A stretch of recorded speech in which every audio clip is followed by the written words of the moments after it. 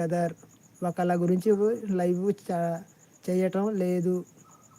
మనందరి గురించి లైవ్ చేస్తున్నాం. అవును అన్న, లైవ్ మనందరి గురించే కాదన్నా. నేనంతే చెప్పేది ఏంటంటే కంటెంట్.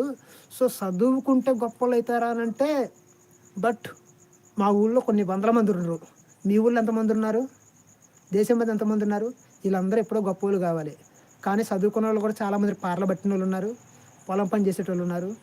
సో ఏమీ లేక ఉరేసుకుని చచ్చిపోయిన వాళ్ళు కూడా ఉండరు.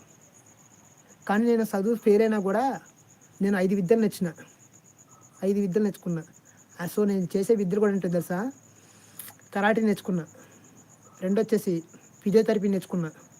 అంటే ఏది మామూలుగా డాక్టర్ టైప్ కాదు, అదొక ఫిజియోథెరపీ అని నేను అంటున్నాను. అది ఫిజియోథెరపీ కూడా కాదు, మసాజ్ టైప్ లాగా చేస్తాను నేను. 3 వచ్చేసి ఏసీలు బాగా చేస్తా.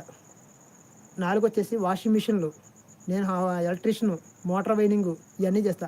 ఈరోజు